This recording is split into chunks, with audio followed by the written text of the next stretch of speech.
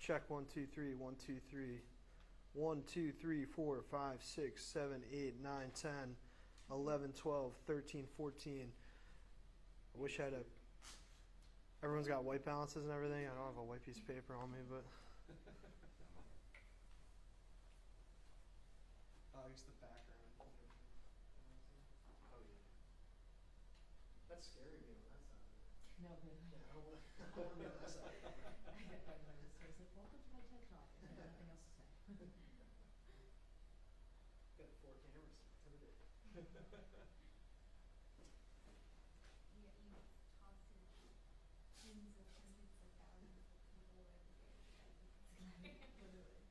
Well, I don't even think it feels like I can actually see anybody that's Yeah, you watching, can so it's like in my head, I'm like, nobody's watching. That's It's what I fine. like about radio. I cannot see a camera and I don't know who's listening. But like this, or like, it's Yeah. awesome like this. Oh my god, I'm I just have to talking come to in. him most times. I I'm don't just do talking that. directly to the photographer. It's like Yeah. everyone else.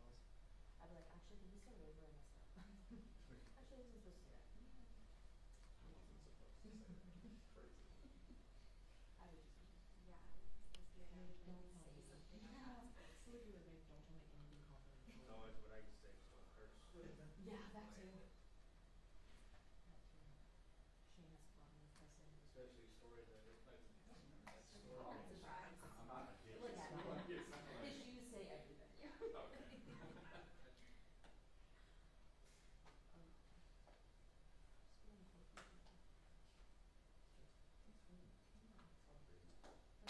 Is that the public? Is that where they do public comment too? They usually have like a, yeah, that's what he does. That's like you heard it. You see the guys who actually shoot. Yeah, that's Kind of ideal. yeah, that's way better than the way everyone else does it. Some of them you feel like they don't want you to see. Yeah, but you Birmingham, don't. you're facing just the council. Yeah. You shouldn't have banged their heads. Or TV. Oh yeah, I hate that.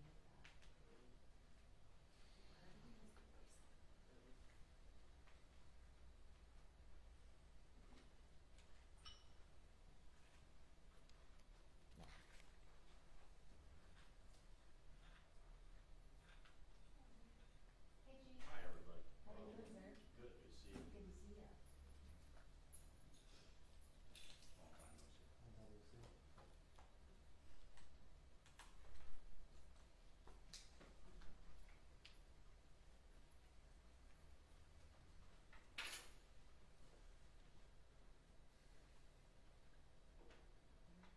Ready?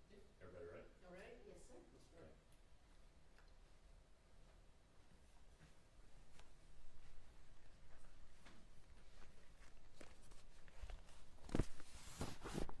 So good afternoon. My name is Edward Delmore, Delmore. I'm the Pelham Police Chief. I'm going to give you a brief synopsis of what happened yesterday, and then our detective will give you the list of charges that this individual, Cody Blake Wilson, is facing as a result of yesterday's incident. So yesterday, our detectives received information late in the afternoon that a stolen vehicle was possibly in the 3000 block of the Pelham Parkway. Two of our detectives encountered that vehicle and attempted to take the individual operating it into custody. They had him at gunpoint, but he fled the scene. At that point, marked units became involved and he fled, eventually traveling south on Interstate 65. At mile marker 228 on Interstate 65, an Alabama state trooper attempted to deploy spike strips to bring the vehicle to a halt.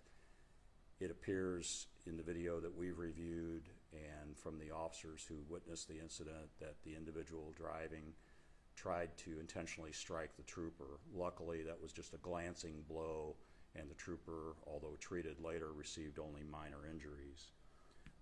This individual, Cody Blake Wilson, was wanted already on a charge of theft of property, which is a felony. And a couple of weeks earlier, I'm told that the same individual was involved in a collision with a Calera police officer while attempting to flee, and the Calera police officer was injured and remains off duty, or at least on light duty, as a result of that incident. A few moments later, at about mile marker 233, this individual was pitted which is a pursuit intervention technique, a maneuver that was employed by another Alabama state trooper. And at that point, when he lost control of his vehicle, he fled on foot. He was captured quickly, or at least they caught up to him quickly, where he began to fight and resist arrest. He was eventually taken into custody there. A Calera officer sustained some relatively minor injuries as a result of that part of the incident. Mr. Blake was then, or Mr. Wilson, pardon me, was then transported to Shelby Baptist with one of our officers riding in an ambulance with him as a medical person was attempting to adjust the straps that were holding him down, and he was handcuffed at the time.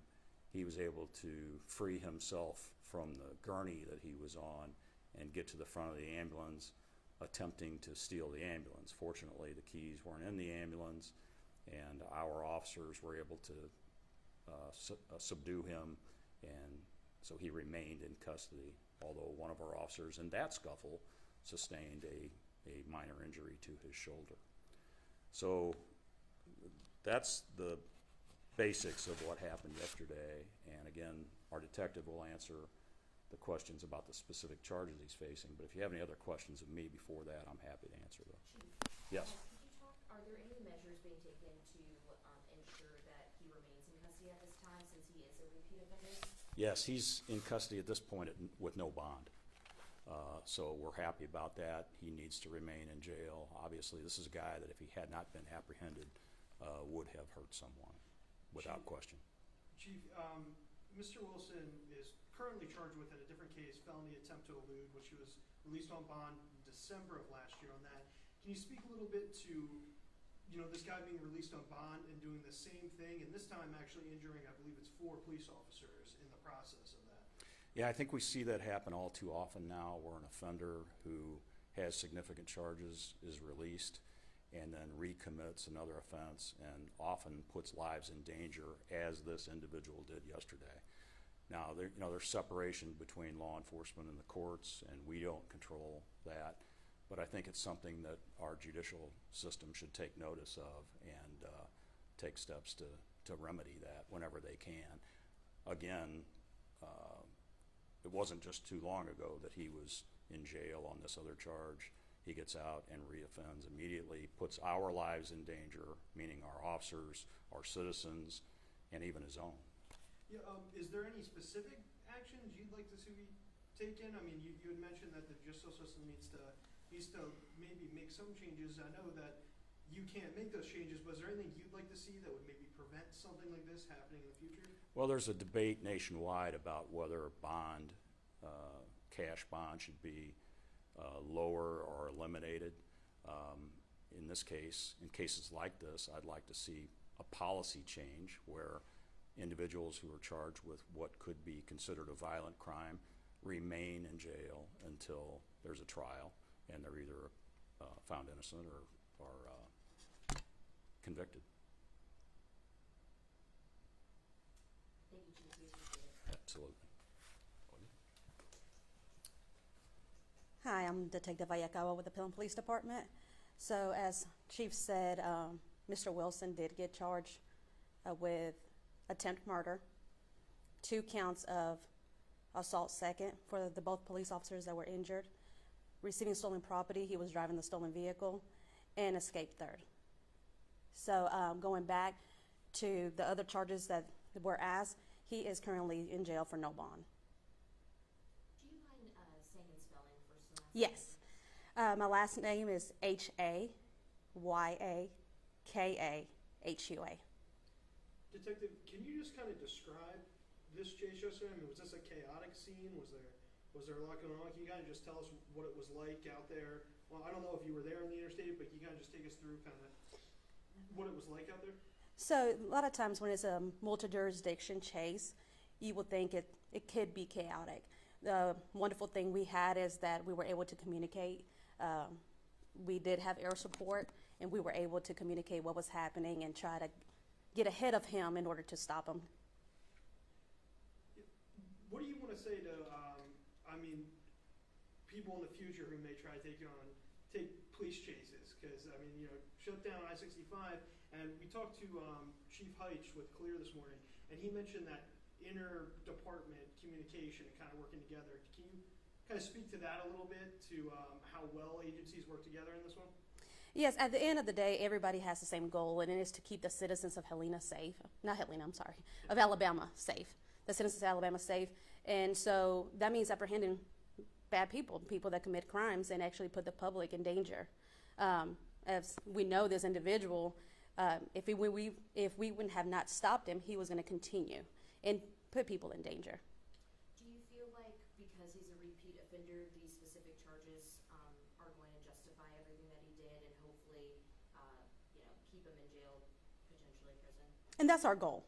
That's our goal. That's where, again, his previous bond, where he was out, released, they've been revoked. And currently he's been formally charged, and we're working with the district attorney's office to make sure he remains there. Yeah, a Pelham police officer was struck a few years ago on the interstate, and this is kind of similar with the Aaliyah officer being struck on the interstate. Are there any similarities between those two incidents? No, there's not. Unfortunately for Officer Mentor, the day that she got struck, we were actually trying to close the interstate due to an accident that occurred there. And somebody did neglect and avoided and didn't see the lights and struck Officer Mentor. On this case, what we saw was intentional. He had intent to hit the Alabama trooper. Can you give us any more information on how that trooper was struck? Like, were they like throwing out spikes, or? He was trying to deploy the spike strips, and Mr. Wilson decided to, instead of running over the spike strips, to hit the trooper. Thank you so much.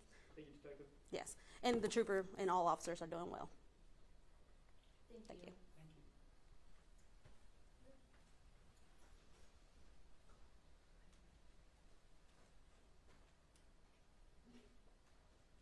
Anything else from us?